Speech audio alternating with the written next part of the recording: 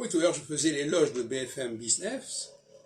Effectivement, je continue dans ce sens, à savoir une réflexion sur le système, sur les systèmes dans lesquels nous vivons.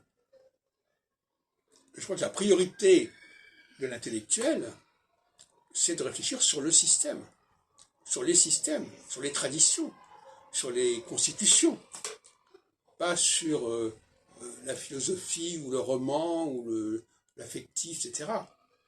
Nous vivons dans des systèmes qui peuvent être des systèmes qui sont, comment on dit, il y a des glycémies, il y a des systèmes qui sont déformés, qui sont avortés. Mais la grande question, la grande priorité, c'est de penser et de repenser les systèmes dans lesquels nous fonctionnons. Le système de la langue, évidemment, le système du droit, le système des représentations, le système des traditions. Voilà tout un chantier à explorer, à travailler.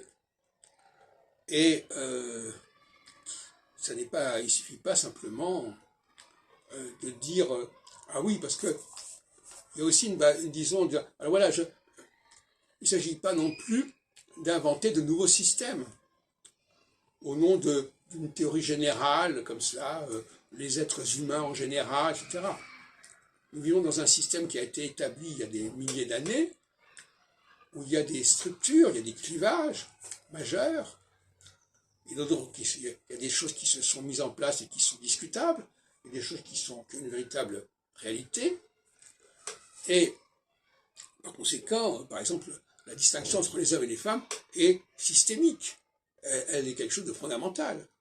Refuser le système, c'est une forme de, j'appellerais dans mon jargon, une socialité.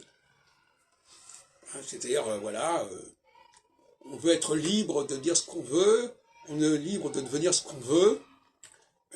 Bon, ça, effectivement, c'est la phase solsticiale.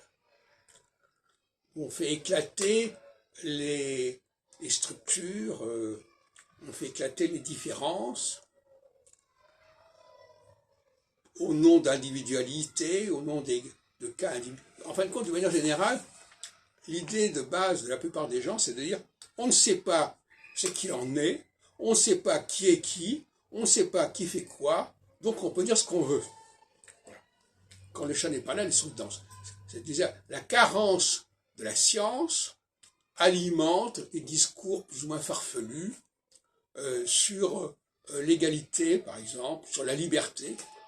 Parce que, en fin de compte, ces notions de liberté et d'égalité sont des notions extrêmement problématiques. Égalité, on va dire que à partir de quel moment peut-on dire que deux personnes sont égales? À partir de quel moment peut-on dire oui, mais on a le droit d'être ce qu'on veut? On a le droit de dire que les choses sont comme ceci et comme cela.